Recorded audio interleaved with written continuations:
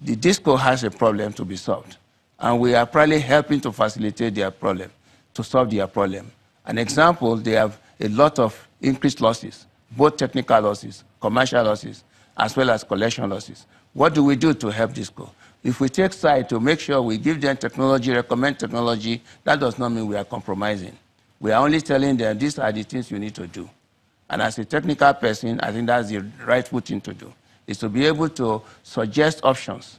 And again, we are introducing new technology, which disco may not even like, but we have no choice, like the eligible market we discussed before, like this metering asset provider we mentioned earlier. Those are all the things we are doing.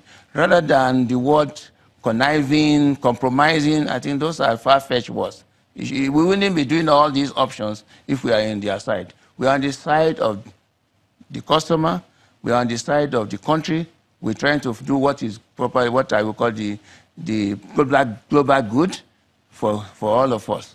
So we know that there's a lot of challenges too with disco in terms of manpower. So we are recommending skill development that we may need through NAPTIN or directly through workshops that we do to engage their staff. Well, one of the very kind of troubling trends that we've seen, particularly in the distribution leg of the electric power value chain, has been the non-remittance of funds owed to the Nigerian Bulk Electricity Trading Company, which, of course, through the Payment Assurance Guarantee Program of about 701 billion naira, has assumed most of the pressure in terms of purchasing power from the GENCOs, giving it to the distribution companies, and they're not getting a return, which is, of course, now an existential threat to the entire sector.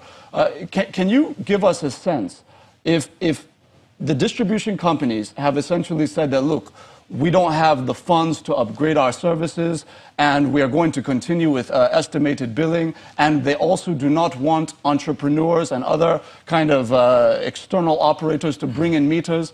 What really is the way forward if you're saying that, you know, you're not going to take the kinds of drastic measures, like we've talked about license amendment or license revocation?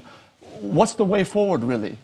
Well, by the word license revocation that you just mentioned, at the end of the day, what the minister said is still true. If you cannot do the business, if you cannot meet the obligation of your business, what do? You have to let go and find something else to do. That's what the minister is saying. Because there are mandates, there are requirements to be a good business person. You are to find new incentives, new innovations to make your business work. So also you have to create businesses around your business. You cannot say you want to sell power just to customers who need electricity just about 4 or 5 hours in a day. Your goal is to make power, we make power available to sell it over the 24-hour period of a day.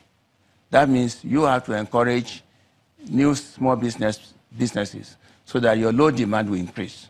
You have to increase the number of customers in your neighborhood, people who want to pay, who want to use power. You have to get a proper accounting of the number of customers you have. You have to reduce losses so that by the end of the day, the rate that you're going to charge customers will be low. And then you have to increase the number of customers. So at the end of the day, you have more people using your power. So this is the challenge DISCO faces. And I believe that is why they have shortfall in money. Because if you're only going to collect money, you are not at home, I'm not at home. So you have turned all your lights off. So therefore, you're not using energy at this time. In a typical prepaid meter, you will not be paying bill. So if DISCO want to make money for unused energy through prepaid meter, they won't be able to make money. They won't be able to pay all the money they owe NBET or the whole investors and so on and so forth. And that is what we are encouraging.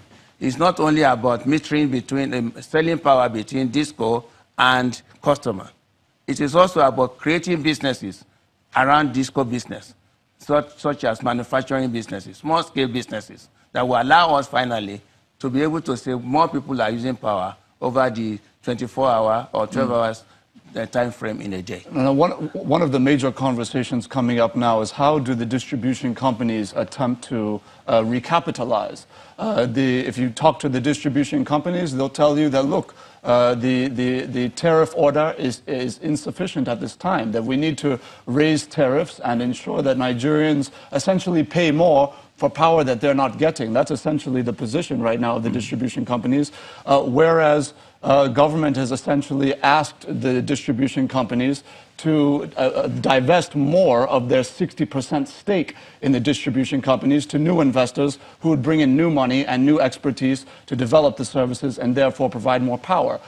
Do you think that the federal government is going to be able to convince the nation's distribution companies to divest out of their own 60% stake in the distribution companies to raise this new money? Or do you think that that pushback is just going to continue? No, I don't think all the discourse are the same in this. Yesterday, I had a meeting with Disco Abuja, and they showed me a lot of new technologies they are introducing to modernize their asset. I was very impressed. Yes, they need more help, but I think if all the disco at a day starting, which we're going to have a meeting with all of them soon, can be convinced that unless we invest in your own business, you cannot sustain this business, you cannot profit from this business.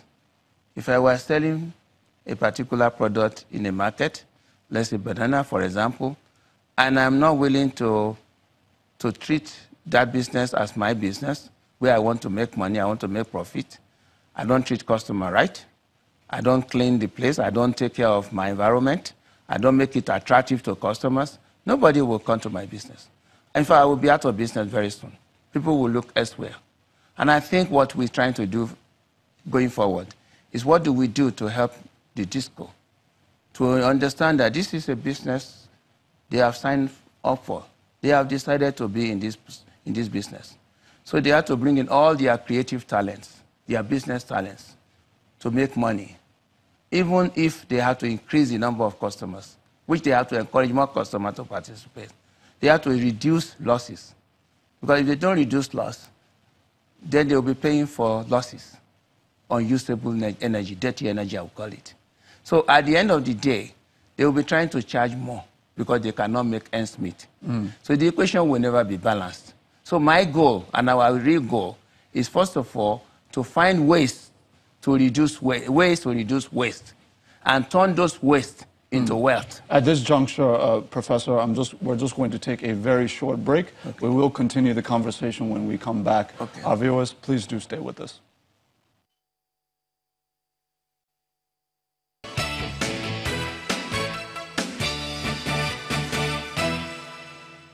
Welcome back to Sunrise Daily, coming to you live from our Abuja studio. Standing by with me is Professor James Momoh, the Chairman and Chief Executive Officer of the Nigerian Electricity Regulatory Commission, NERC.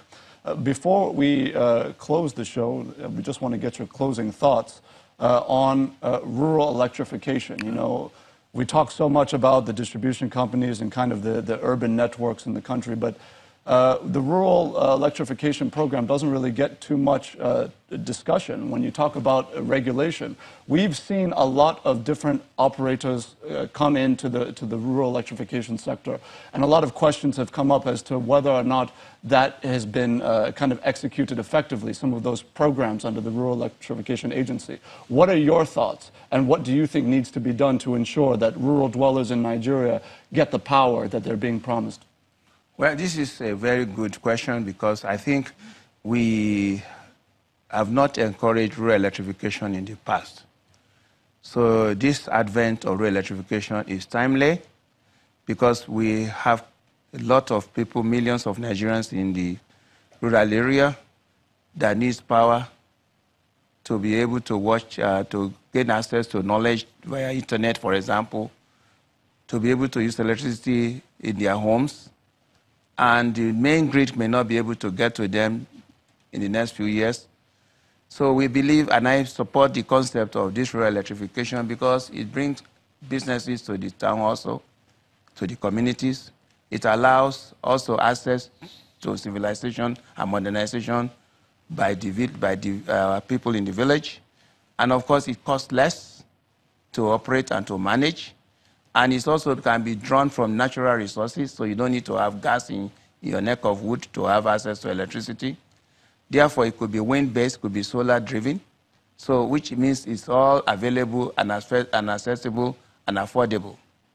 And of course, we're talking about rural electrification for customer under 2 megawatts. So regulation is not very much necessary under that number. So which means that customers can get free access and be connected to electricity. Now, making it clear is that it will cost less and it will be efficient. And of course, it will not have to go through a lot of transmission line, which increases losses. Professor, unfortunately, we have run out of time. I want to thank you so much for sharing your insights with us this morning on the program. We know that this is a conversation that is ongoing and certainly will continue. Thank you very much. All right, thank you. Standing by with me has been the Chairman and Chief Executive Officer of the Nigerian Electricity Regulatory Commission, NERC, Professor James Momoh, on the power sector. At this juncture, we close the show. I wish everybody a wonderful day ahead. I am Ajuri Ngilale. Oh, yes, indeed. Lots of people buzzing when they talk about the electricity or the power sector. Thank you for watching, everyone. I'm Chamberlain Uso. I am Gimba Omar. I'm Nao Taigwe. Have yourself a good day. The views and opinions expressed by guests on this program are those of the maker and do not necessarily reflect the views, opinions, and endorsement of Channels Television.